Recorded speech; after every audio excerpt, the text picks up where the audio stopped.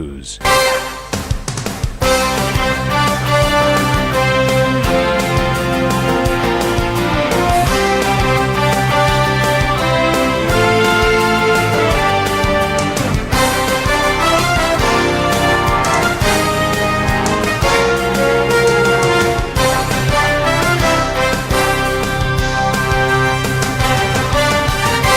It's 17:30 GMT. This is Eyewitness News on 97.3 Citi FM. I am Umaru Sanda Amadu. Tonight, I'm here with Akosia Orche. Coming up, over the next 90 minutes, Gold Board CEO Sami Gyamfi appears before the Chief of Staff Julius Deborah over the viral video showing him doling out dollars to popular evangelist Nana Agrada. We'll hear from the government on this matter, plus the minority which is demanding that Sami Gyamfi be fired. Also coming up, Anas Arimio Anas gets his $80 million defamation award against Kennedy Japan slashed to a paltry $500 following an application to the court by the former MP.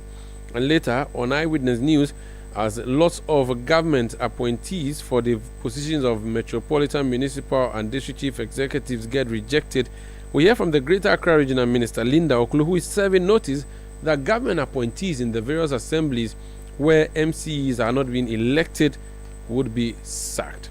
Stay with 97.3 Citi FM for more on this and many other stories on Eyewitness News. And in business, economists urge caution over S&P rating upgrade. That's in 50 minutes from the Citi Business Desk. Eyewitness News is live across Ghana on a host of affiliate stations in Western Region. We are on Adwinpa 100.7 FM in Takwa. We are in Takrady on Beach 105.5 FM and Sky 93.5 FM. In the Bono region, we are on Greener 95.9 FM in Sunyani. In the Ashanti region, we are in Kumasi on Focus 94.3 FM and Orange 107.9 FM. In Volta region, we are in Tajevu on Revival 99.3 FM and in Hohwe on VOV Radio 95.7. In the Northern region, we are in Bimbila on Radio Bimbila 91.9 FM and in Upper East, we are on Quality FM 88.7 in Garu. In Upper West, we are on Tongsung 97.3 FM in Wa and Jirapa 96.1 FM in Jirapa. We are live on Facebook and we are live on YouTube. We are very interactive. Join the discussion by sending your messages to 0549 986 996. 0549 986 996. You can send tweets using the hashtag Citi Newsroom, Eyewitness News. My handle is @Umaru Sanda. Do send your messages and the world would hear what you think. Eyewitness News is coming to you from our studios in Accra. I am Umaru Sanda. I'm here with Akosia Orche, and Eyewitness News is effectively airborne. We start off with the Gold Board, not the company, but the man who is heading it. Citi News can confirm that the acting chief executive officer of the Ghana Gold Board, Sami Gyamfi, has met with the chief of staff after being summoned to the presidency in relation to a viral video. In that video, Sami Gyamfi is seen giving money, an undisclosed amount of money, to evangelist Patricia Odro-Cranton, popularly known as Nana Agrada. Details of the meeting remain confidential. However, it is understood that the meeting was convened to address growing public concerns and clarify the circumstances surrounding the video. The Chief of Staff is expected to brief President John Dramani Mahama, who is currently in Lomé, Togo, attending the Africa Union Debt Conference on the matter. Earlier in the day, or this afternoon, the minority called a press conference. I'll be speaking to Phyllis Kwatio-Fosu, who is Minister of State in charge of government communication, in a bit. But let me hear from Dr. Kabiru Tia Mahama. He is NPP Member of Parliament for Wale Wale. He is a member of the Finance Committee. He addressed the media on behalf of the minority in Parliament today. Let's listen to him. The President has clearly told the good people of Ghana that, just recently, about a week ago, that if you violate his own code of conduct, you are going to feel sanctioned. By now, we should have seen a letter being issued dismissing Mr. Semjo or suspending him pending further investigation. This is only the right thing to do. Okay, the President has not done that. And we are only reminding the President that this should be done. And if that is not done, the President has failed. And we stated in the press conference that God has a way of testing the faith and integrity of men.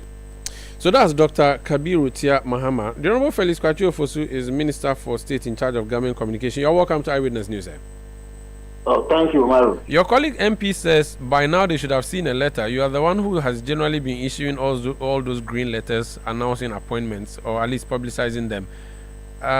Your colleague expects that there should be sanctions, perhaps an exit from the government for Sami Jemfi over what we saw in that video. Is there a letter ready?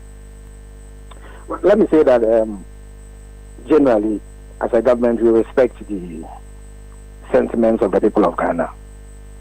We know that since the airing of the video in question, various sentiments have been expressed.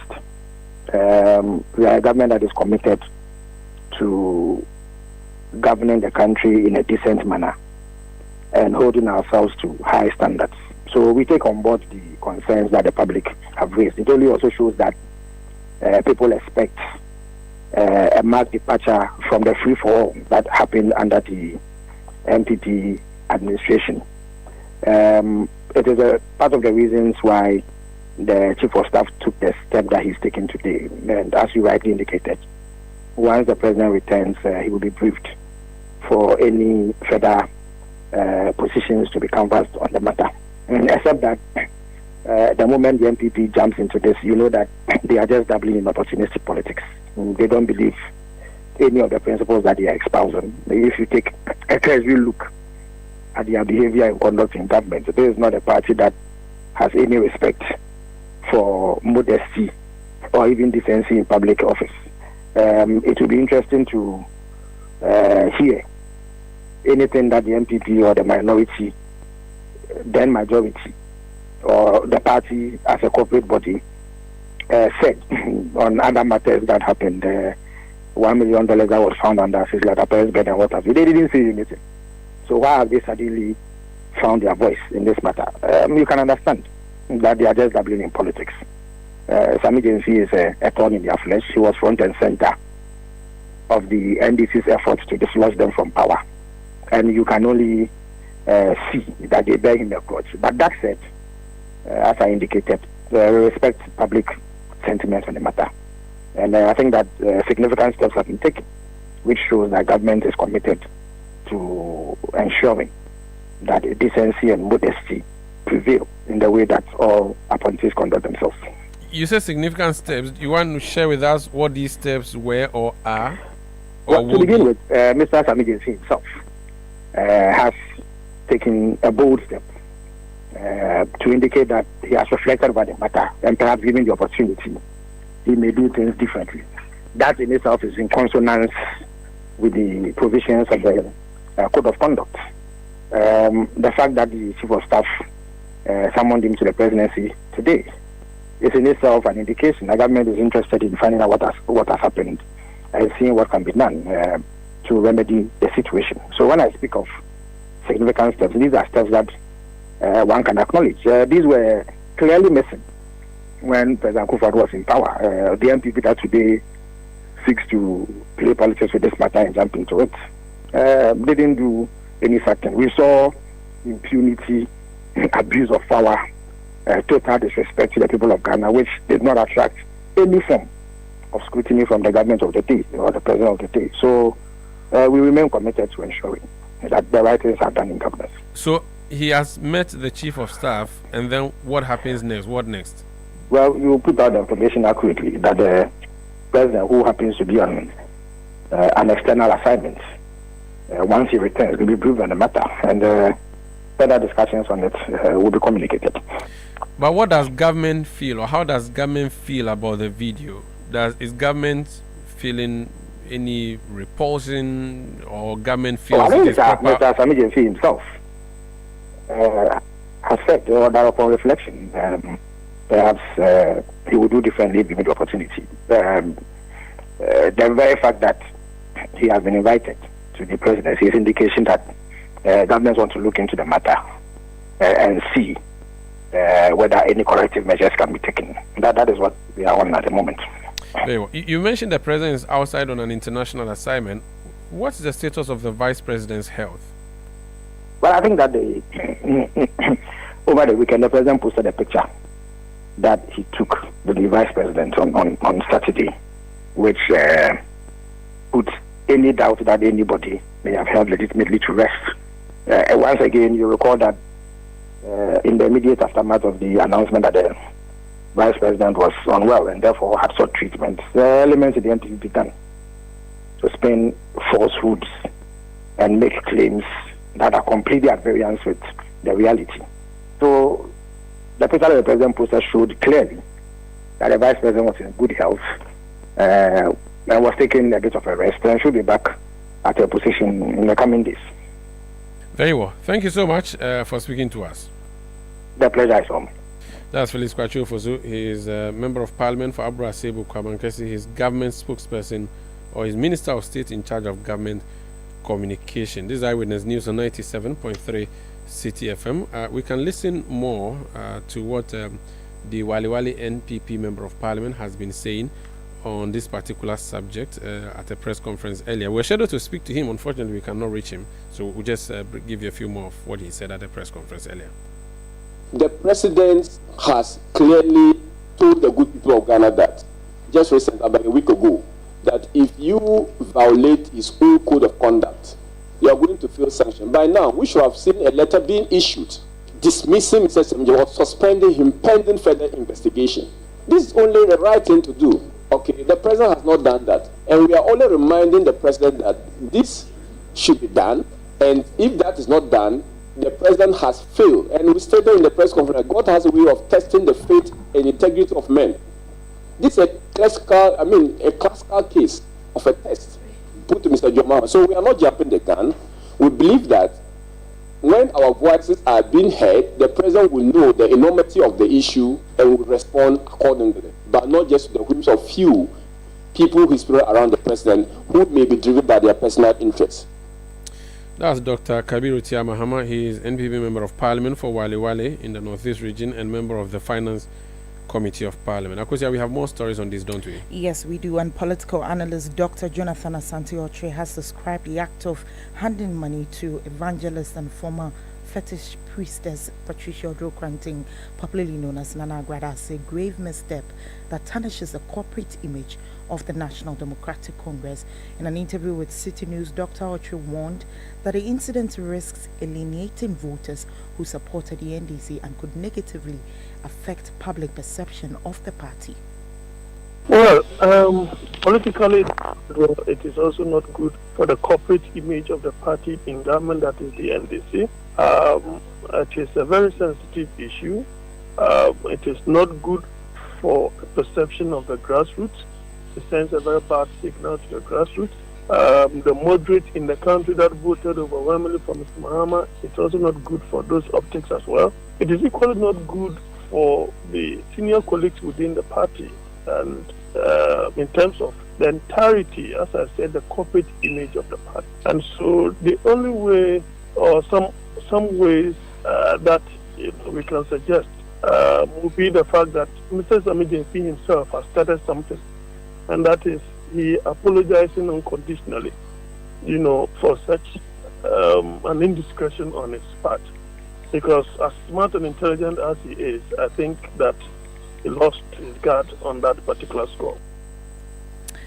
Well, he, however, commended Samijinsi for issuing a public apology and praised the Chief of Staff, Julius Debra, for summoning him over the matter. He lost his guard on that particular score. Probably he never thought that something of that sort could come out. So he will need to purge himself before the people of Ghana, purge himself, before the grassroots, purge himself before the president. And since it affects the corporate image and the corporate integrity of the party in government, obviously some kind of sanctioning will have to come from the presidency. And I believe that it is in order that the Chief of Staff himself, probably to the President, has invited him, has been hauled before the powers that be. And so some kind of reprimand will do. That was political analyst at the University of Cape Coast, Dr. Jonathan Asante-Otre. Eyewitness News. Be there as it happens. Are you feeling tired after a hard day's work? Have you lost your appetite even for your favorite dish? Viral Blood Tonic is a nutritionally balanced, pleasant-tasting tonic fortified with iron and vitamins to boost your appetite and energy levels for high performance. Viral Blood Tonic, easy to take and good for the family. Viral from Danex Iting Starwin PLC. If symptoms persist after 48 hours, consult a physician. This advert is FDA approved. Sawudru krum na wote yes charcoal toothpaste yes charcoal toothpaste aya no ya hwe yie no bi afa so ho anan wa chenchena esa ne say charcoal toothpaste bebre ane wodwa so nanso nya ne nyina na yema wo se titru mpo ne se wo nyini no bon ho modin se wo beto charcoal toothpaste a ye di bidia nkasa ye na anya dai kekene bi agumu na wode yin keka wa fi usimu na wo se anya hoden na se efita to charcoal toothpaste fluoride ewo mu na bo se ho ban na mana ye din da ekosi se obaba kokora na sa abrewa Pepsodent charcoal toothpaste dear what dibidie lemon mint and zinc and a carbomoye enti ma wo se din na wonum so ehwam de mu ni nyina Pepsodent dear yenim no dada o enti wasan de bidie lemon and mint akabomoye dear ene na kire se yesen adamfo no no ebem wonum ehwam na bo se ho ban afrika kan wa bia mu to Pepsodent charcoal toothpaste fetchu usin na mo se ho ban abrebia.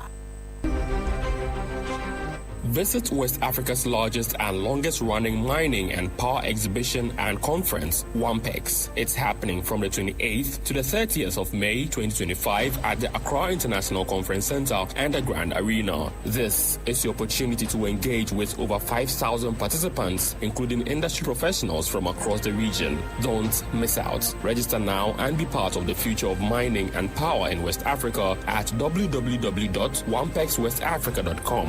Headline sponsors Metso, Goldfields. Other sponsors B5 Plus, Newmont, Anglo Gold Ashanti, Zigen, Stanbic Bank, Hexagon, Protea Coin, Mantrack, The Bank Hospital, and Rand Refinery.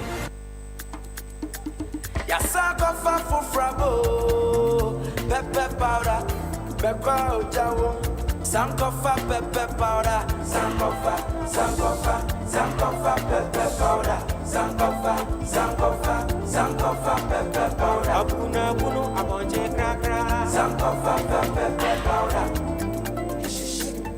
Sankofa pepper powder. Jawo. Let your voice be heard on Eyewitness News on Facebook at facebook.com/Citi97.3, Twitter at twitter.com/Citi973, and Instagram at instagram.com/Citi973 with the hashtag Eyewitness News. Eyewitness News. Be there as it happens. You're welcome back. This is Eyewitness News on 97.3 Citi FM. Now, the Superior Court in Essex County, New Jersey, in the United States of America, has reduced a defamation judgment against former Asin Central MP Kennedy Japan from $18 million to just, guess how much? $500. I think it's less than what Agrada reportedly received.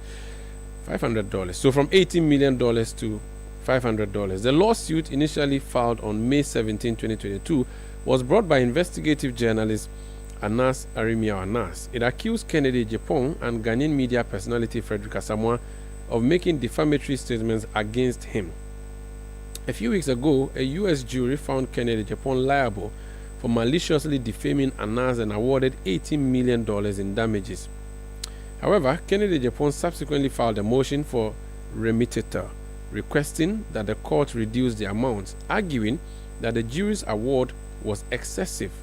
In a decision delivered today, the trial judge granted a Japan's request and revised the damages down from $18 million to $500. The judge maintained that while Kennedy Japan did indeed defame Anas, the financial penalty awarded by the jury was unreasonably high. So how is Kennedy Japan's camp really taking this? Kwesi Kwatin is a lawyer and spokesperson for Kennedy Japan. Mr. Kwatin, welcome to Eyewitness News. Yeah, thank you, Mr. Sander, and a very good evening to you and your listeners. Good evening to you too. How is your boss and friend reacting to this news? Well, for us, it's not really surprising because we have maintained from day one that the court has not brought its final judgment, even though it has been reported within certain media spaces that there has been a final judgment. What we insisted was that this was the earlier one we saw involving the $18 million was just an award that was given by the jury, which in any case even was objected to. And at the end of the day, the court had to make a determination on the objection. But interestingly, even the lawyers for Honorable Kennedy Japan, they in the today's judgment unwilling apparently even use a different technical approach or a strategy. You see, the $500 award that we are witnessing today is not a slash or a reduction of any 18 million judgment. There was no 18 million judgment even to begin with. So what we are seeing is not a reduction or slash of any prior judgment. What we are seeing now, that is the $500 award, resulted from a motion that was filed by Honorable Kennedy Japan's lawyers to mold the jury award. So yes, first of all, there was a jury award, but it was not adopted by the court yet, so cannot be construed as a judgment of the court. But currently, they filed a motion to mold the judgment, more or less. I mean, for simple terms, you may call it review, because you have to understand that if you look at defamation in the New York State, where the writ or the application was filed, you will realize that they consider their statute. They consider three forms of damages. That is the compensatory damages, the punitive damages, and the actual damages. And when we talk about the actual damages, we are referring to the where the person who or the plaintiff argues that indeed there has been some actual damages and is able to quantify it in economic terms and demonstrate to the court that indeed there has been some economic loss.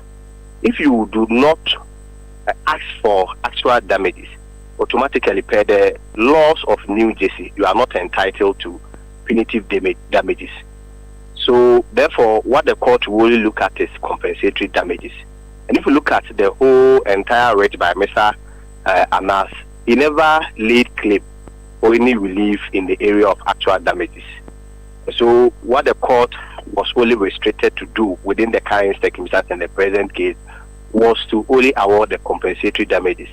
And if you look at New York law, the statute is very clear when it comes to compensatory damages. So far as you are indeed able to establish there has been defamation or establish that the defendant is guilty of defamation, statute puts the threshold for compensatory damage to anything not more than $500. So for emphasis sake, this is not a reduction of an earlier judgment. When there is a judgment, you don't go and plead for a reduction. What you do is to go for an appeal. It can go through the court hierarchies up to the Supreme Court, and even at the Supreme Court, if you are not satisfied, like all of us know, you then have to go for a review.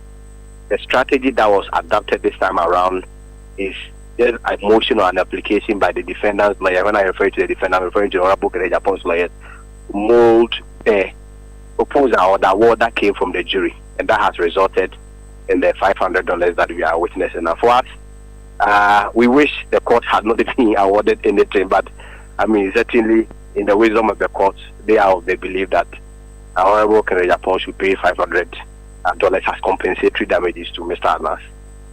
Interesting. The decision of the court. Interesting. Now, which means that the whopping amount that your friend would have paid, which everybody thought was going to be the case, I mean, whether it was slashed or actually this was the real decision, is from $18 million to 500 cedis. That's huge. I mean, even I can pay the 500 cedis for him.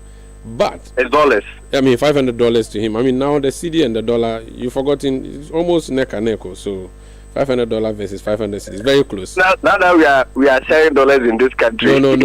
I'm sure even if the Honorable Kennedy Japan is unable to pay, we'll get to our friends who help us. Agrada will pay.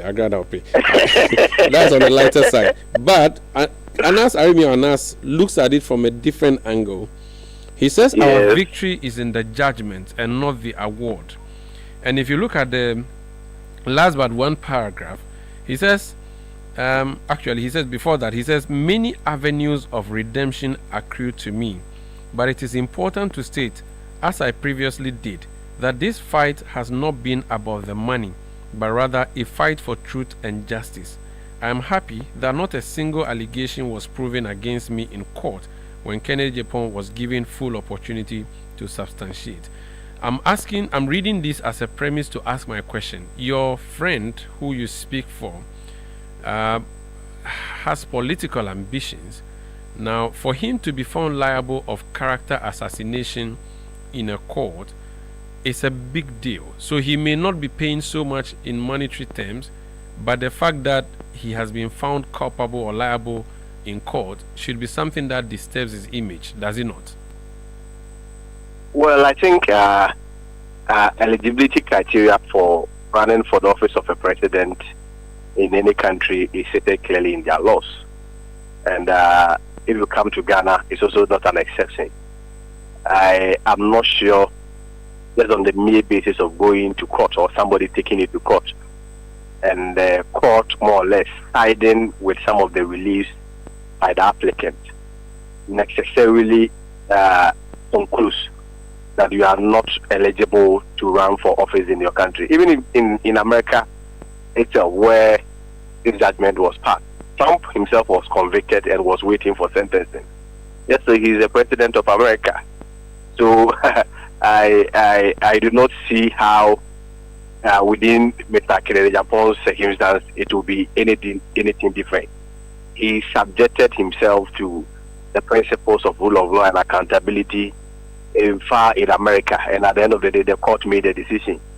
As law-abiding citizen, even in Ghana, and of course also, a resident in America, certainly he has to respect the decision of the court. Being in court and the court not ruling for you does not necessarily means that you will not be eligible for other offices. That's why we have eligibility and qualification criteria for all offices. Other than that, any person who has lost any civil matter, whether land, whether defamation, any suit, probably may not even be eligible for any office. At the end of the day, you can go into history. This is not eligibility in the terms of what the law says. It is more about what the public sees of this person who is seeking their vote or seeking to lead them.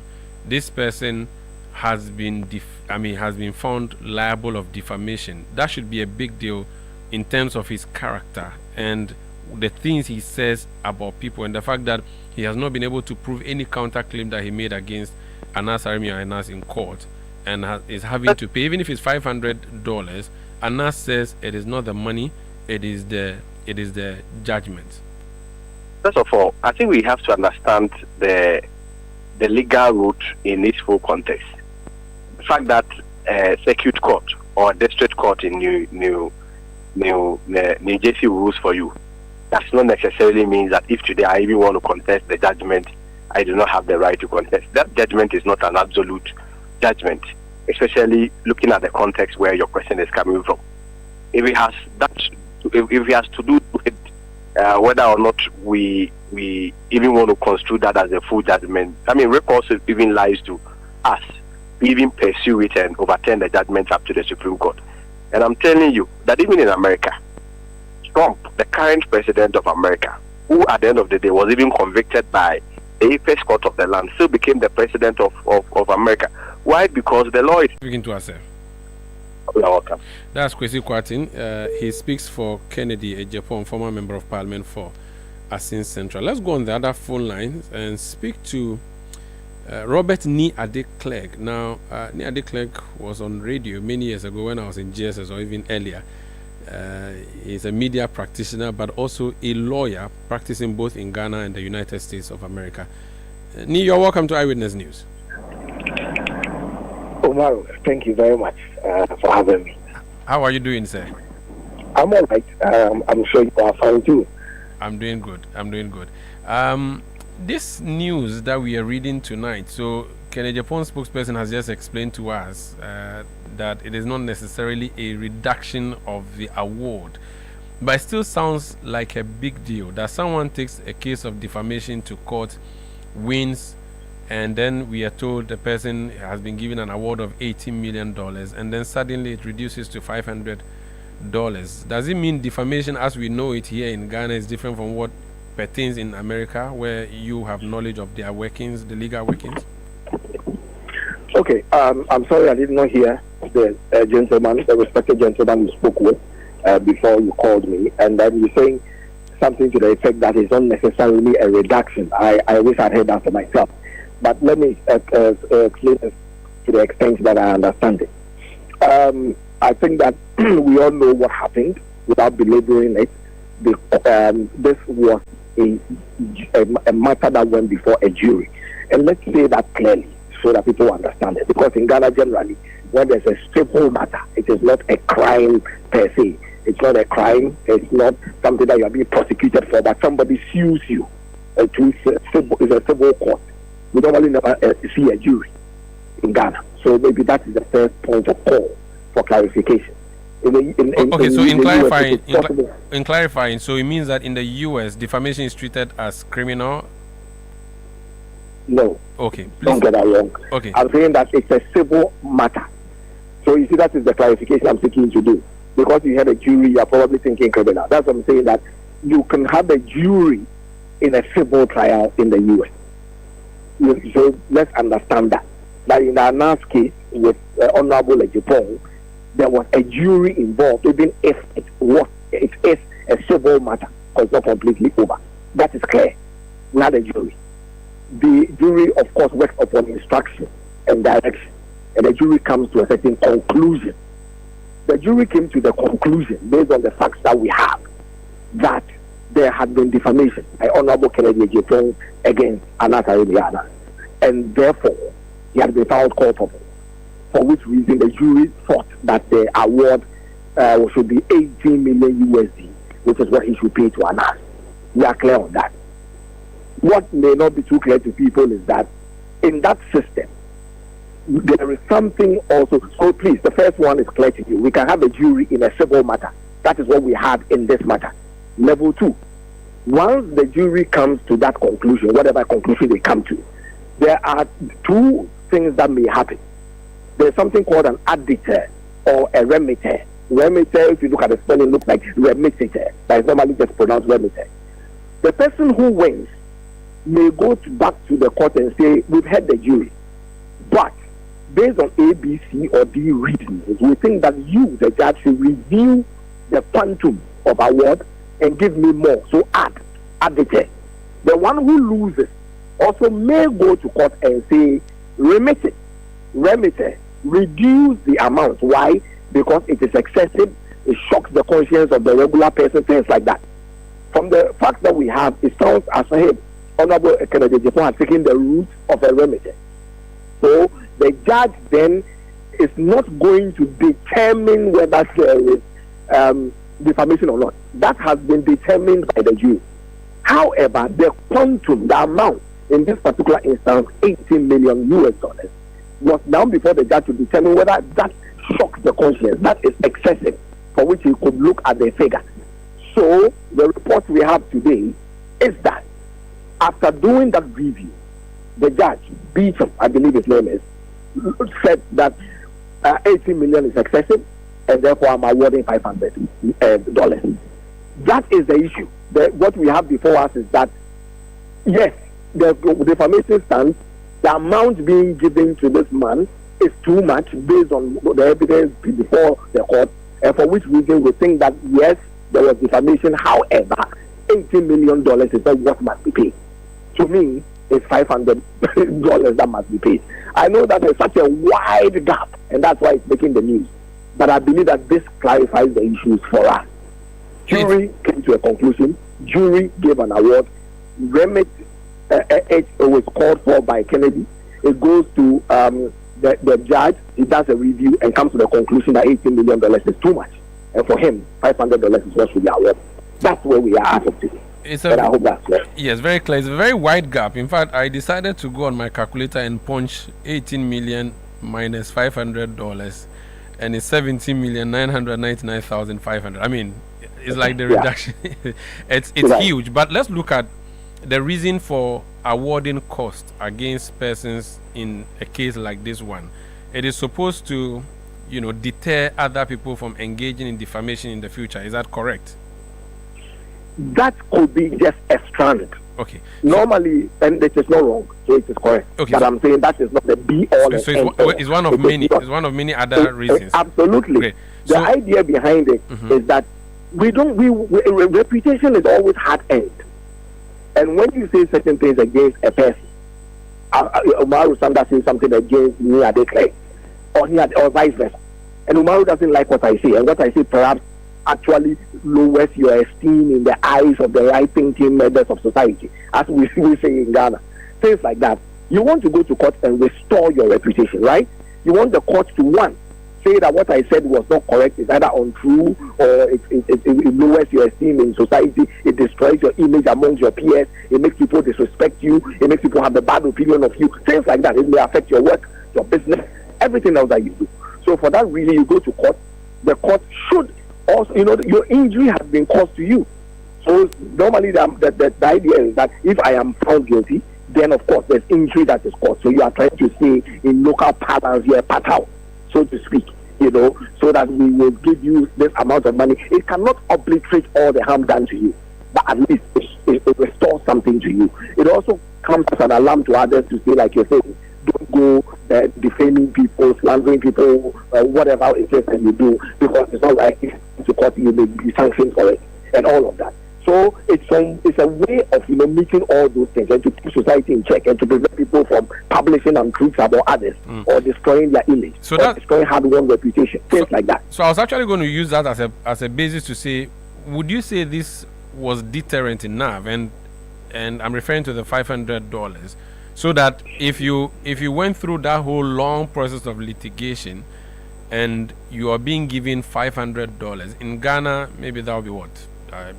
Now the exchange rate is a bit tricky, but I mean, considering how much we see our courts here award, is this a regular thing to see, defamation awards being reduced so low in the US? Is that exclusive to the US, or it could even happen here in Ghana too, where someone could take a case of defamation to court, and when they win, they are asked to be paid about 10,000 or 15,000 cedis? Yes, it is not cut and dry. I can't say that when you defame me, it will cost you 10 cedis or 20 cedis or 1 million cedis. It's not something that you can do. That is why it's a matter of evidence, and that we must also look. That is why, and again, that's why the distinction I try to set out immediately. In such a matter in Ghana, the judge is the be all and end all. The judge looks at it, it's no matter, and there's no jury involved, and all that, there's no criminality and all that. So that's one matter. The judge will look and make a determination. $500, well, I'm not very sure that anybody will be awarded that kind of amount. But don't forget that there is a lot of discretion in it. There's a lot of looking at the quantum. We are looking at the image that we say has been destroyed. What was the extent of it? What harm has been caused you? What is the community of interest that has been affected? This matter went to a New Jersey court, county court. Don't forget that. It happened in New Jersey, some issue, somebody said certain things against and us over there. The judge is going to look at the totality of all of that. He's going to look at the nature of the harm. He's now making a determination after the jury had decided on what it cost. Did the judge then say, okay, these are Ghanaians generally, they are not living in this country, the people who are hearing about this, are they here or not? I'm just, looking at the possibility. But as a matter of fact, I am not able to tell you that A equals B. Defamation, you pay 10 cedis. When you do this, you pay 5. It doesn't work that way. That is why there's evidence. You have to look at it and come to a conclusion. And of course, that is why there's also the appeal process, where if you do not agree with what the court has said, the trial court, etc., you can keep going up. That is why in their system, the one before us, you're looking at the jury doing an award and a judge possibly reviewing it. If an artist is unhappy, he may go ahead, and all of that. So there's no hard and it's not cast in stone. Okay. And that way I can say get kind of quantum. But you and I can agree that $500 maybe may shock everybody. But I'm sure Honorable may laugh at it and may be happy about it. If he indeed put in the remittance, which is what we hear, then it means that he himself is saying, okay, I'm cool with the defamation bit, but I don't have to pay so much. if he did. And of course, for this to come out, he must have. So to do that. Is the appeal process over? I don't think so. Will Anas like to take it up? Maybe. Is this case over? We can't tell. But for now, we just understand that they have a unique system where a judge is able to review what the jury said. And on that basis, if it's not, and I saw something that Anas posted. I didn't see it on Facebook, but I've seen it being circulated on a WhatsApp platform on which I am. Yeah. Where he's saying that it's not so much about the money, but it's about the fact that he gets justice. Which is actually where I was going to come to you to. So he issued a statement. He doesn't give any indication that he would be appealing this, and I do not think he intends to do so, because he says our victory is in the judgment and not the award. And that's what I was going to ask you as my final question. And I'm tapping into your cap as a journalist or a media practitioner. Would you say Anas has won the day, or Kennedy Japan has won the day? How do you view it as a media practitioner who has been behind the console and has always been insisting that professionalism should be the case? And because of the judgment now, we can say that the former MP was not professional in his conduct. That's why he was found liable of defamation. Would you say that Anas has won or the former MP has won, in your estimation? Well, it is not a matter of estimation, and it is also not a matter of media practice. It's a legal question, simply that. And the legal conclusion is that it is Anas who went to court and to say Honorable Kennedy Japan has detained me. In the end, what was done? The conclusion clearly from the jury is that Honorable Kennedy Japan has defamed Anas Ariana. That one is not open to debate. That is the conclusion of the court, and that was what the jury said. When the judge came in to review based on the remedy, he came with a firm conclusion that says that I don't support the quantum. I reduce the quantum to X amount because there has been defamation. But I think that's what you need is $500. It goes, whichever number is there. So far, based on what we have, subject to further appeal, Honorable Kennedy Japan is deemed by the court of law to have defamed Anas Ariana. It's as simple as that. I mean, anybody can twist or spin or say whatever they want. The truth of the matter is that is the conclusion we have before us for the moment. Did Anas win his case? He won his case. Why? He sued. And did he get this? He did. Did he get big money? No. Or yes, in the first instance. Or the second one, that came, he did it. Does that change the thing and say that down the victor is Honorable Kennedy Japan? I don't think Honorable Kennedy Japan himself will stand anywhere and say he won. All I can hear him say maybe is that I didn't pay much if it ends at $500. So I think that issue is not really left to people's personal opinion. It's a matter of what factually occurred. Very well. And we cannot debate that. Thank you so much for speaking to us, sir. Thank you, sir. Have a good day. You too. That's Robert Niade Clerk, journalist, private legal practitioner. This is Eyewitness News on 97.3 Citi FM. Now, we are told that today some railway workers, almost a railway, had issue. Summarize the story for me, Akosia, so that I speak to them. Yes, the Railway Workers Union has announced plans to strike tomorrow if the government fails to settle 7 months' worth of unpaid salaries owed to over 900 staff members. Benjamin Suman is secretary to the Railway Workers Union. Mr. Suman, you're welcome to Eyewitness News. Oh, thank you. How bad is the situation? And when you say railway workers, where? The Accra Central ones or the ones on the new locomotive, the new line from Tomato? Thank you so much for the opportunity this evening, and let me greet all railway workers for their patience. And at times, when patients go over, you see pressure will come up and noise will break here and there. I thank the railway workers so much. I'm Benjamin Suman, the General Secretary for Railway Workers Union Ghana. Okay. My brother. Yes. It's not easy. It's not easy. What happened? We have been engaging. When you talk of the 900, it's nationwide. Western region, Ashanti region, Greater Accra, and other sites. It's very pathetic and unacceptable. And right after the elections and the new minister came to office, we have engaged him as the union. And promise upon promise up to now. So the workers, we are very angry, and there's nothing we can do again than to strike. Is it your salary we are talking about, or some allowances, or what is it that has not been paid? The salary itself. for almost 8 months now.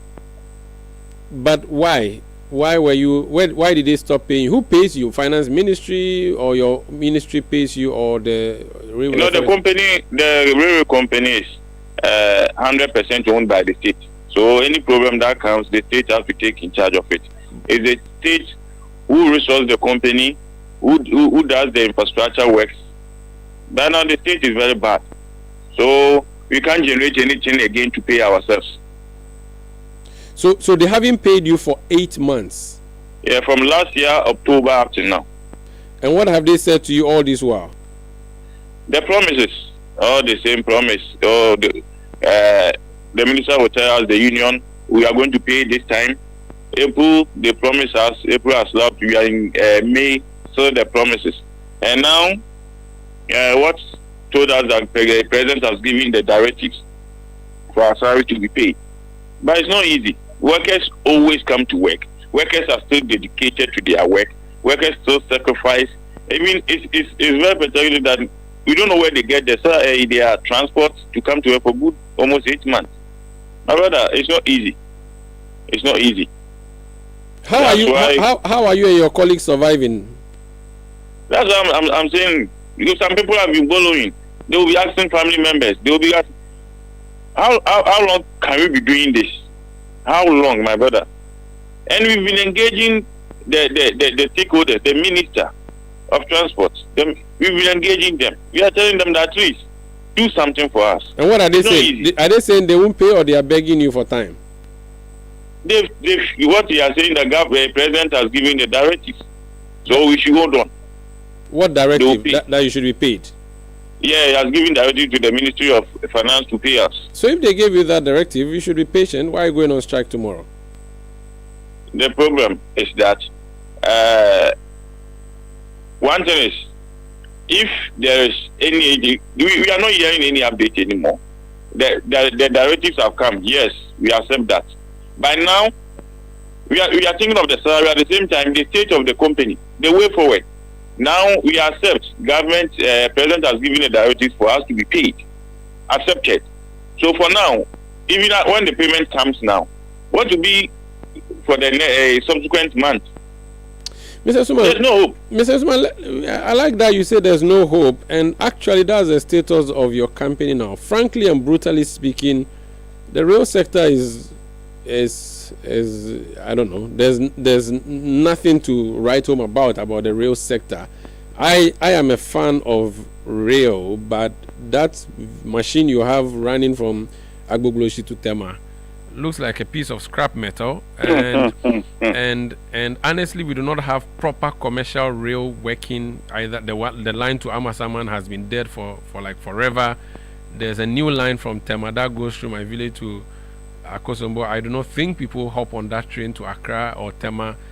What exactly were you doing that if you're not being paid for? People will be worried anyway. How many Ghanaians will suffer if you go on strike tomorrow, for instance? If teachers go on strike, everybody would understand. If GPRTU people go on strike, there will be long queues in Accra and there will be problems, across the country. If train workers go on strike, nobody will be bothered, don't you think so? No one will be bothered because our big men have their trucks that they warm at the manganese. So if the lines are not good for the railway, because we warm manganese to pay ourselves. So if they have neglected the company totally, that's what I can say. Our leaders have neglected the railway sector. But you had the railway ministry for the past 8 years. That's what I'm saying, that this thing started from somewhere up to now. And since I'm saying that continuous. What I'm saying is, I see you have had a ministry for railway development for 8 years, and yet you are saying that the big men have neglected you. What else could they have done? They created a ministry for you. Heck, they even promised us a sky train, which we are yet to see. Even the normal one has not been completed, and we are thinking of sky train. It's very, because railway sector. What we are thinking of is, they should listen to advice. As politicians, they are there. They all have their manifesto to fulfill to the nation. But at times, their manifesto to the nation can be something that will be no benefit to the railway workers or to the community. So for now, since they have their trucks, some big men have their trucks to all manganese from Nsuta to the port and everything. That's why they've neglected the railway. Because if they draw the attention to railway, I don't think it will be because we can go like 20 trucks a day. So if they have attention on this railway line, I don't think we will be this ruler value of strike, this ruler value of this thing will go on. We are pleading with them. The reason I asked you about the consequence of your strike, if nobody will miss you, then nobody would care. Nobody would even know that you are on strike. So there'll be, in a sense, your strike would have no effect. You cannot bite. That's what I'm explaining to you, because they've neglected us for so long. Because the trucks are there, they use their truck to haul the manganese and the bauxite. Yeah, so I'm saying that. So if you go on strike tomorrow, it won't make any difference. So what's the point of going on the strike? Because it's not as if you go on strike tomorrow, people cannot go to work. I mean, people from Tema, maybe those who board the one in the morning from Sakumono, maybe they are the ones who. But you know, even this train, as you said, like a scrap day, but it also gets some traffic issues. What does that? Yeah, it does. It's solved because I boarded it. It took me 30 minutes to 45 minutes to get to Accra once when I went to do a story on it from what's the name of the station at Sakumono? Asoprochona. Asoprochona, yes. But that's it. And I'm saying that people will not be worried. Do you have the line to Akosombo? Have you started running commercial services yet? No. Okay. Our correspondent in the Western region has a question that I want to ask you. He says, what exactly is your current operation in Western region? What percentage of manganese are you hauling from Nsuta to Takoradi Harbour? That's why I'm saying that for some time now, the company belongs to the state, 100% shareholder. And for so long, there haven't been any proper rehabilitation works. The lines are very bad. Even we lost our 2 drivers, train drivers. As of now, even due to financial constraints and everything, we are not even to compensate their family. So you've not been hauling manganese from Nsuta to Takoradi at all? Yeah, our engines are weak. We are having a lot of problems. And these problems have been channeled by the union and the management. We have channeled everything. We had a series of meetings. Which means that I wouldn't even bother asking you if you run passenger services in the Western region, do you? No. It's not possible. Currently in Ghana, as of today, which lines are operational, or where are trains working in Ghana currently? Oh, currently it's in Accra. So just the Tema Accra one? Yeah, just the Tema Accra one. Which goes twice a day, or is it thrice a day? No, once. Like let's say twice. You know, we call it as one journey. It will come to Accra and then return back to Tema. So it comes in the morning. In the evening. It comes in the morning, waits in the evening, goes back home. Yes. And 900 people are sitting around this single vehicle or locomotive, which was brought into the country in 1987, the year I was born. I mean, you say that you talk to them and they don't mind you. So for the past 8 years that you've had a ministry dedicated to you, where all salaries have been paid until the last 8 months, what exactly have workers of Ghana Railway been doing? And I do not blame you necessarily, but I'm trying to find out what has been done. You know, my brother, we've been advising them from the management side. Unfortunately, fine, that's what I'm saying. I've been the general secretary for the Railway Workers Union of Ghana, just my 8th month. And, you know, you 8 months. As soon as you came, they stopped paying salaries. Maybe you are the reason, or you should find out. No. Let's say I'm going to, let's say I came, let's say that because when I came, we paid something. And we were giving advice that they should draw attention to our lines because it is getting to a total collapse. What percentage of our lines are in working condition nationwide today? Do you know? Oh, for now, I can't see because the one we were operating in the Western region was from the Takoradi port to Takwa. That was 66 kilometers. And about how many of those kilometers are working now? Or are in good condition now? For now, we need serious rehabilitation on that line. It's not working. Can a train move on that line? it can move, but it's dangerous because the lines are bad. Then the other lines you have Accra to Amasaman, that one, I know it has been cut off because of the road construction. Nothing is happening there, correct? Nothing is happening there. But you have the Tema one, that one is working. That one is working. And the Tema to Akosombo one, what is happening? What happened to the train that went to run into a stationary Kia truck on the track? Has it been fixed? Is it working? Has it been carrying passengers? Or what happens on that Tema Akosombo line? For that one, the Mpakadan, are you talking about the Mpakadan line? I think they changed the name. They moved from Mpakadan to somewhere else across the river. Or yes, the Tema Akosombo line, that one. Akosombo line. Yes. That's what I'm saying. It hasn't been operational since after the commissioning of it. But why? But we saw a new train and they brought it and they said they will fix it because of the accident. Have they not finished fixing it? No, before you operate a train, it comes a lot. So those technocrats, those engineers, they know why it's not running. Do you know? They know. You know, it bounces back the same financial issues. There were supposed to be 2 trains that the Akufo-Addo administration had planned to bring to be on that line. I think they are white from Finland or somewhere. Do you know if the second one has come? I think so. You are not sure? But I know the first one got that accident. The second one came. But both of them are not moving. So no train does a commercial service on that line. No, for now, no. I want you to talk to government in before you leave me. So you want your salaries to be paid, or tomorrow you go on strike. Talk to the government why they should pay you your salaries, salary arrears, and why they should keep pumping money into the sector. What we are saying is, as the state of the company now, the advice we have given previously by my predecessor, my boss, up to now we are still giving advice. The management too is giving advice. What we are saying is, if government now, you know, railway is capital intensive. So if government don't have money now, we have a lot of investors. People are ready to invest. I know that people are ready to invest. So we, the union, we think that government, as he said in his nation's address, and even when he met the SOEs, he mentioned the same thing when he met the SOEs. He said any underperformed state company will be privatized. So we believe that the state of railway now, how it is, the capital intensive of its state, we need investors. Would you come in? Would you want it to be privatized? Totally. If the new private person can, he will sack you people 900. He will sack all of you. Leave like 25.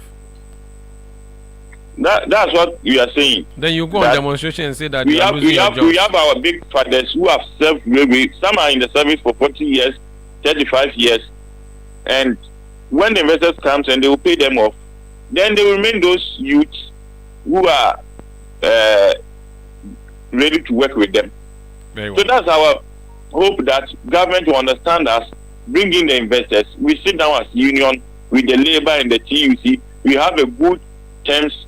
Then we will see how we go about it, because we will not sit down for railway to collapse once we have 960 workers. So now the workers, you don't have trains, you go to work. What do? Read newspaper or what? You know, we have some trucks, and some workers, you do some welding services. Maybe they do some maintenance on other trucks whilst we are waiting for government to bring in the investor. Because when you are going to investment, you have to also put in something. Since we have trucks and we can repair, they go for repairs. That's what I'm saying, that our workers are dedicated. Well. They are very dedicated. They don't sit at homes. They always come to work. That's why they are very angry. They are very, very angry. Even tomorrow, God willing, 8 o'clock, Takrady will be having a serious debate with the management and the union at our Kechen side. Okay. Thank you for speaking to us, sir. All right. We are praying that, my brother, we have to come together, fight this cause, because when railway sector is boosted up, it will create more employment in the system for the youth. Thank you for speaking to us. Thank you, my brother. That's Benjamin Esuman. He's Secretary of the Railway Workers Union of Ghana. This is Eyewitness News on 97.3 Citi FM. Eyewitness News. Be there as it happens. Charlie, where are you? Boss man, I'm at the bank. Really? But your car is in front of your house. Bro, my bank on my phone, Charlie. Oh, how? EcoBank, bro. With EcoBank mobile app, I can do everything, anywhere, anytime. Listen, I just checked my account balance, paid Ahmed's school fees, and sent money to my grandma at Walwale. Oh, wow. Wow. Masa, just download the EcoBank mobile app from the Google Play Store or the App Store, or dial *770# and be your own bank manager. Manager. Whether to pay bills or fees, to check account statements, send money across Ghana, abroad, and more, EcoBank mobile app has got it covered. EcoBank Mobile, making everyday people live everyday lives the EcoBank way. EcoBank, the Pan-African bank. Oh, jump on now. Go, the go. Gugomi, at what time when you come back where I don't hear the sound of your car? Why you buy new car? No, I not change my car. It be the same ride. It be the fuel way I change. Way one shouts it. Ever since I started using the all-new Excellium Premium Fuel, fortified with 3-in-1 action. Oh, Joe, now my car they run like electric car. No, it's so. This is the type of fuel where they want to. Cause now engine they cost. Where they want for way if I buy it, it go protect my engine. And with the small way I buy, I go drive, sir. Absolutely. It's like strapping a turbocharger to your engine and giving it a protector. And what they bust my mindset be the 3-in-1 action, no? Excellium they prevent up to 99% of deposit. It be anti-wear, some be anti-corrosion. Won't pay when I open there. Hey, so where can I find this magical fuel? Just head over to any Total Energy service station and your car will thank you. Hey, then make a finish my gobe fast, then rush go Total Energies. My friend, but why your hand my gobe inside? I give you info. Make a fill the gobe too small. Go. Excellium is designed to protect your car engine, decrease fuel consumption, and lower CO2 emissions. Don't say fuel, say Excellium. Choose Excellium, choose quality.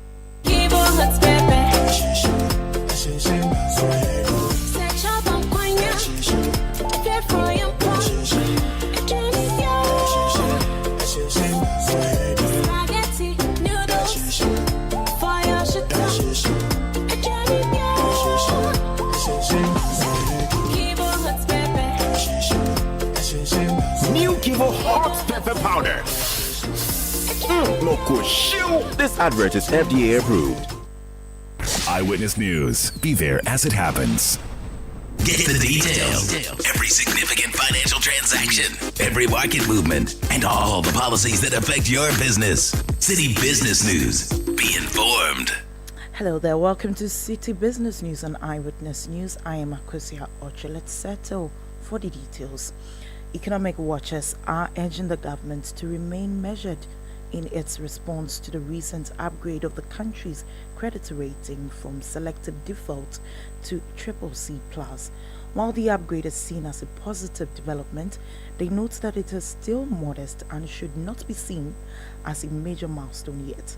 The comments follow S&P Global Ratings upgrade of Ghana's foreign currency issuer credit rating, citing progress in debt restructuring and signs of a better macroeconomic outlook. In an interview with Citi Business News, economist Professor Patrick Isumen stressed the importance of staying focused and strengthening the broader economy.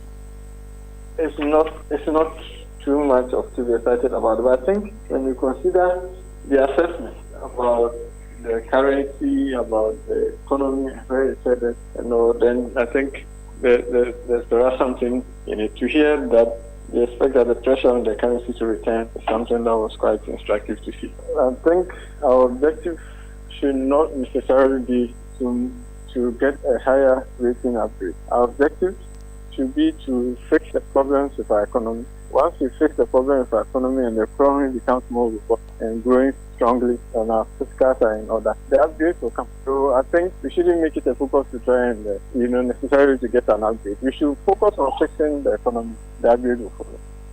That was Professor Patrick Isumen, an economist. Now, the Attorney General and Minister of Justice, Dr. Dominic Akuretenga-Yine, is calling for an end to the politicization of Ghanaian businesses, stressing that a neutral and stable economic environment is critical to long-term growth and investor confidence. While he maintains that regardless of which political party is in power, Ghana must foster a consistent and business-friendly climate that allows enterprises to thrive. Or Dr. Yene made the remarks at the 20th anniversary dinner of Haptel, a leading payment service provider. I want to say one thing about the fact that we need to depoliticize business in this country. we need to support businesses to grow. There are no NDC businesses and there are no MPP businesses. There are Ghanaian businesses. And I want to say that just as Microsoft and the tech businesses in the United States of America have grown and contributed to the American economy, you are also going to grow and you will contribute significantly to the growth of the economy of our country. And it will not matter if NDC is in power or MPP is in power. That was the Attorney General and Minister of Justice, Dr. Dominic Ayine. Now, speaking on the significance of this milestone, the co-founder and CEO of Haptel, Alex Bram, explained the need for innovation to grow the economy. Our preparedness met the opportunity that presented itself, and a new era of premium SMS billing began. Through the next few years from 2010 onwards, you allowed us to become a conduit for information and access. Through SMS content messages, millions of subscribers across Ghana began to experience something new. Personalized services in banking, entertainment, education, and premium notifications. We were helping build not just a new digital culture, but also preparing Ghana for a new age of digitization. That was the co-founder and CEO of Haptel, Alex Bram. Finally, before we go, the Ghana Tourism Authority is advancing plans to stabilize and reduce hotel rates by encouraging the adoption of renewable energy solutions, particularly solar power. Our Chief Executive Officer of the Ghana Tourism Authority, Mami Wajeto, revealed that the authority is engaging financial institutions to improve access to funding for hotels. On speaking during a media briefing at the launch of the GTA's new Public-Private Partnership Department and the introduction of its new Director of Corporate Affairs, Mami Wajeto said the initiative aims to lower operational costs, enhance energy efficiency, and also improve the sector's overall competitiveness. Sustainable tourism is not cheap. It can be expensive because installing solar in every hotel so that the hotel rates can come down is quite an investment. And we believe that, we should open our doors for people to come and partner us so that we allow the hotels to, get to that level where every hotel will have a solar installation and their utility bills will come down. And in doing that, their rates would also come down. That was Mami Wajeto, Chief Executive Officer of the Ghana Tourism Authority. Ominho, Director of the Public-Private Partnership Department under the Ghana Tourism Authority, Jones Nelson, has pledged to drive investment into the sector. Meet the needs of our stakeholders in terms of collaboration with other agencies that can bring in investors so that we can have the numbers, investors to come and invest in the tourism sector so that we can have the numbers in terms of tourism arrivals and receipts. So the PPP department is very key, and under my leadership we are going to ensure that we meet the needs of our stakeholders in terms of training, in terms of collaboration, in terms of bringing in investors so that our mandate as the Ghana Tourism Authority of marketing and promoting Ghana as a destination will come to. That was the Director of the Public-Private Partnership Department at the Ghana Tourism Authority, Jones Nelson. Well, that's how we wrap up the Monday edition of the Citi Business News on Eyewitness News. I am Akosia Autry. To stay with us, up next is Point Blank. Eyewitness News. Be there as it happens. Hey, Akos, we have been friends since childhood and we always tell each other everything. Oh, Cynthia, I know that. And that is why you are my best friend.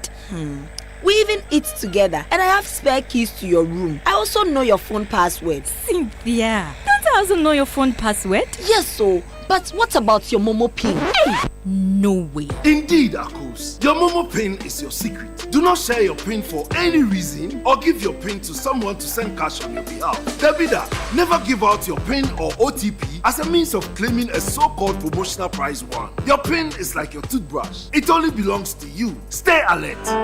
MTN.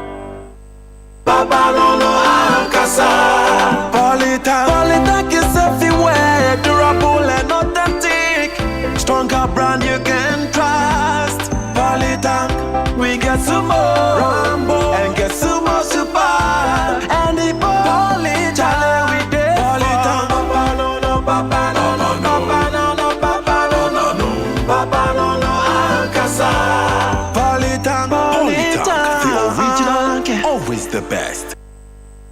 Oh, jump on now. Go, the go. Gugomi, at what time will you come back where I don't hear the sound of your car? Why you buy new car? No, I not change my car. It be the same right. It be the fuel way I change. Way one shouts it. Ever since I started using the all-new Excellium Premium Fuel, fortified with 3-in-1 action. Oh, Joe, now my car they run like electric car. No, so. This is the type of fuel where they want to. Because now engine they cost. Where they want for way if I buy it go protect my engine. And with the small way I buy, I go drive, sir. Absolutely. It's like strapping a turbocharger to your engine and giving it a protector. And what they bust my mind self be the 3-in-1 action, no? Excellium they prevent up to 99% of deposit. It be anti-wear, some be anti-corrosion. Won't pay when I open them. Hey, so where can I find this magical fuel? Just head over to any Total Energy service station and your car will thank you. Hey, they make a finish my gobe fast, then rush go Total Energies. My friend, but why you hand my gobe inside? I give you info. Make a fill the gobe too small. The go.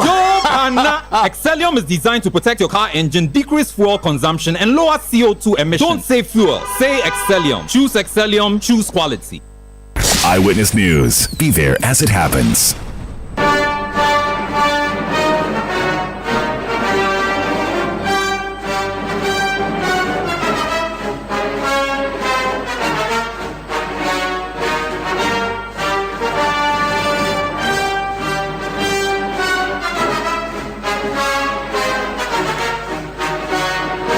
This is Point Blank on Eyewitness News. I am Umaru Sandamani. Tonight on Point Blank, we're talking about the local government system. You do know that the president has made nominations to metropolitan, municipal, and district assemblies. The chief executives have been going through the confirmation elections. Some have been rejected, some have been accepted. In the Wejagbawe municipality, the nominee there got 9 out of 19 votes, which means he's been rejected. The government has renominated him. We are told that an election will be happening soon. The minister for the Greater Accra region is not happy, Linda Obiniwa Oklu. She said that some government appointees on the assemblies would have their appointments revoked following the rejection of some of the president's nominees. Nia Ikwe Okan is a man who is on the ground in Wejagbawe. He's joined us on the line. Nia Ikwe, you're welcome to Eyewitness News. What's happening in Wejagbawe? Well, thanks for having me, Sanda. So today, the confirmation of Metropolitan, Municipal and District Chief Executives for the Greater Accra region continued. And the regional minister initially went to Gassaud, where the MC was confirmed, and then she moved with her team to Wejagbawe for the next round of confirmation. So before the confirmation would begin, she actually issued a warning to all government appointees over there that what they have observed within the period is the undermining of these nominees mostly is coming from the government appointees. That's something that she abhors, so they should try and then put a stop to it. Otherwise, she is going to ensure that their appointments are revoked. This warning did not actually move the assembly members to endorse the candidates. What we saw was that he was rather rejected, irrespective of the warning issued by the Greater Accra regional minister. So after his rejection, he secured only 9 out of the total of 19 votes. We were asked to move out as media men and then for a closed-door meeting to be held with the assembly members. The regional minister engaged these assembly members in camera, and then we, just within the period, we had a notice from a notice in a letter signed by the Minister for Local Government that so that Lante has been renominated as the MC for the area. Based on this, a second confirmation process began, but it was still in camera, and then we were allowed to come in as media men later, where the results were announced. He dramatically polled 16 years votes now, and then with only 3 assembly members voting against. So, as we speak now, he's been confirmed as the municipal chief executive for Wejagbawe and sworn in office with the expectation that tomorrow he will begin his work. Sanda. I see. So, but aside the election, the rejection, has there been any reactions to the rejection apart from what the regional minister said? Did we get any reactions from party members or assembly members? Exactly. So when the voting process was taking place, we had some residents from Wejagbawe municipality marching up at the assembly to observe the protest, and most of them were not happy at all about the rejection of the nominee. They felt that Lamte has been betrayed because they believe that he is a grassroots member of the party who has worked very well for the party in the constituency. In as much as the party could not emerge victorious in the recent elections, they believe that Odati Lamte worked very hard because he even stood as the parliamentary candidate for the NDC in the area. In as much as the party couldn't emerge victorious, that he worked so hard, for which reason he should have been endorsed by the assembly members. They felt it's a betrayal on the part of the assembly members, for which reason they were not so happy about it. They believe that if the MC had been confirmed earlier, he would have been able to begin his work from tomorrow so that developments could come into the vicinity. Those who claim that, some of the claims that they were hoping that job opportunities would be offered if the MC had process and then began working from tomorrow. So most of them were not happy. We had some party boys who also marched up at the area who were even threatening that if he is not confirmed, there was going to be chaos and all of that. So the reaction from the masses were one that of displeasure against the rejection of the nominee. But as I indicated earlier, Stay on the line for me. I'll come back to you. Let me speak to a branch executive member of the NDC in the Wejagbawe constituency who is observing proceedings. Sir, you're welcome to Eyewitness News. What went wrong earlier? It appeared that there was a challenge with the confirmation of your former parliamentary candidate. What went wrong? Your assembly members, you couldn't whip them into line? Hello, sir. Yeah, I can hear you, sir. Yes, I'm asking what appeared to have been the problem for you in Wejagbawe, why you could not secure one-touch victory for your nominee? Actually, from the onset, there were some agitations on the nominee, and from the rules of the game, he was supposed to get 50% or 2/3 to be confirmed, 50% reconfirmation, but he didn't have any of that. So as I said, the regional minister, together with other regional executives, came around to actually, I would say, coerce us to reaffirm him. I don't understand what that means. What do you mean by that? All right. The whole thing is that we were asked to vote and show our ballot paper. We were asked to show our vote, which is not actually doesn't is not part of the game. Who asked you to do this? That's through the regional minister. Then journalists were there. Did they see you do this? That was the unfortunate part. The initial stages, there were some what's the name? There were some media men around. But on the second confirmation, everybody was asked to step aside. So the first one was a vote in secrecy, but the second one was not. Is that what you're saying? Exactly. Okay. Why didn't you protest? Why didn't you walk out? Then you could have chosen not to vote at all. For me, as government appointee, I have no choice but to, adhere to what the elders on the party tells us to do. The minister is very angry with you, the government appointees in particular, because, you are not assembly members who were elected. You were put there by the government. The minister says you will lose your jobs if you don't ensure that the candidate that has been proposed wins. What do you make of that? We are the grassroots, and we know what is good and what is bad for us. And I don't think. What is bad? Excuse me. What is bad about your MCE nominee? Oh, that one, I think there are so many things that I can talk about. But to us, he's not somebody that we were actually hoping to have as our MCE. Who were you hoping to have? I can't confirm that for now. Okay. I can't say that on air. Please hold on for me. I will come back to you. Let me speak to the Greater Accra Regional Minister, the Honorable Linda Okulu, who is my MP for Shai Osudoko. Honorable, you're welcome to Eyewitness News. Thank you so much, and greetings to our cherished viewers and listeners.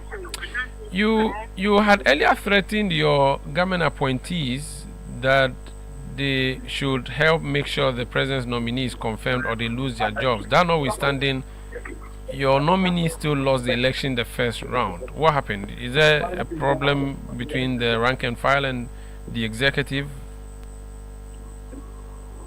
Thank you so much. Like I said earlier, there are lots of friction. In fact, even during the confirmation of the MMDAs, there were shortlisted. I mean, 3 or 4 other places was 3, others 4, others 2. The shortlisted ones, we noticed that after one was appointed, I think the 2 or 3 others should call the rest of the members that didn't get the appointment, and so that they make amends.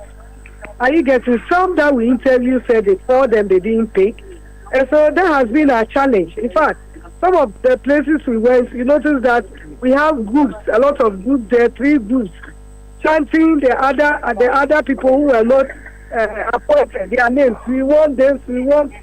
For instance, one group will say we want A, other group will say we want B, and then C that has been appointed, their group will also be there. And so you notice that, and don't forget that they all have friends and within the assembly members. And so when we get to this point, instead of all of them coming together with the appointees so that they can confirm the president nominee, it has become an issue for us. But I'll say so far so good. Today we started with Gas South. We had 100% confirmation. We went to Wage Agbawe. Also, we had 94% confirmation. Currently, we are at Gas Central. Currently, we are at Gas Central. Election is ongoing, and we are hopeful that at the end of the day, the nominee will be confirmed 100%. And so, we only have, out of the elections, the 20 elections we've held, which gives us 80%. We have about 25 rejected, and then about I'll say about 70 something, 70 now, so 80% confirmed. So I'll say so far so good. We have about 5 people that have been rejected, and today we are going to collect Clote. The nominee was rejected last week. Election will be held this evening, and we are hopeful that at the end of the day, he will be confirmed. So I'll say so far so good. We are still with the appointees and the government appointees. And like I said, any government appointees refuses to work with the government because their business there is to help the government work to continue or to have the research agenda. So if you are there as a government appointee and your presence there is to confirm the president nominee, and you are not able to confirm that, and you work against the president nominee, by then we don't have any other option than to revoke your appointment. So that is what we are doing. Certain places we go, we notice they work against the nominee. We tell them we are giving you the last chance. If you don't confirm the president nominee, your appointment will be revoked. And so they start, even when they vote, they say, even though it's not by law, you are not, it's a secret. They say, no, for Before you so came, these are some of the issues. I'll say so far so good. The place is so noisy that I hardly hear. But can you hear me? Before you came on air, I was Yes. speaking to one of your branch executive members, who is a member of one of the government appointees in Wage Agbawe.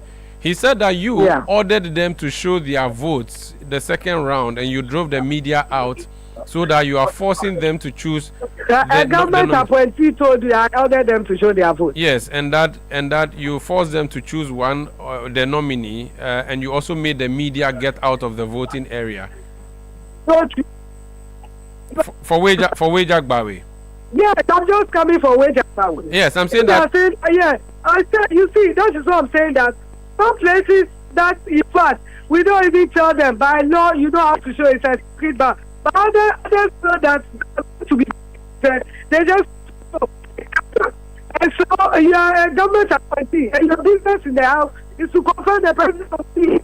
Yes, but they are saying, you don't go for any election. But they are saying that business there is to confirm the government appointee. What is their problem? But they are saying that they are the grassroots people, and they know that the person you have nominated is not correct, is not proper, and you are forcing them to choose that person. That's why they voted in secret earlier to reject the person. But now that you have renominated this person and you are standing there instructing them to vote and show their votes, they feel that is bad. So they never showed. So they voted grudgingly. It's completely false. Yes. The first round they rejected, the president renominated the person, and they voted, and the person was confirmed. But you didn't Nobody showed their vote. The media was there. All the media that was there, they were well represented. Nobody, not even a single body showed their vote. President instructed them, it's not true. Now that they grudgingly voted for this candidate, are you sure they can work together properly for the betterment of the assembly in the future, considering that they do not like this person? The fact that you hate the nominee doesn't mean that the nominee is on. We have a preference. We all have our choices. But at the end of the day, it's only one candidate that will be presented. So why can't we all rally? You think that even for them to be a government appointee, are they the choice of the people? Do you know the struggle we have to go to? Even the wage Agbawe, they are not. Later people came down. They are not the people that should represent the wage Agbawe people. They are not the right people to represent the people. But we insisted and gave them the nod. So why can't you also give someone the nod to work and see if the person can perform or not? Very well. And so as for them to say that the candidate cannot work, the candidate is ready, and I can assure you the chiefs were even there present. So we started this exercise. The chiefs have been there. They were fully present, and we are confident that the nominee is not going to disgrace or disappoint his to the president. Very well. Thank you so much for speaking to us. Why are you doing the vote this night, though? You have 2 more municipalities to go and conduct. Why are you conducting the election at night? Sorry? You've said that you are at Gas Central now, from where you would be going to Korle Klote. Korle Klote. From here, we are going to Korle Klote. Okay, I'm asking why you are doing the elections at night, in the evening. That is what I'm saying, that because we delayed at Wage Agbawe. Oh, okay. We delayed because they elected the presiding this morning. Okay, that's fine. Are you getting? So places where they have to elect the presiding before we have elections, it delays. Okay. And so we have to wait for them until the presiding is elected before we can conduct the election. So these are some of the challenges. Thank you for speaking to us. Thank you too. That's Greater Accra Regional Minister and MP for Shire Sodoko, Linda Obiniwa Oklu. This is how we end tonight's edition of Eyewitness News, which came to you from our studios in Accra. My name is Umaru Sandamado. I did this with Akosia Otri. Production by Kobina Wilson, Beverly London, Sami Wiafe. With support also from Juliana Odamia Sari and Manuela Yama. Technical support from Daniel Squashi. New media support from Emmanuel Owusu. We'll be back tomorrow at 17:30 GMT. Thank you for listening and have a good night.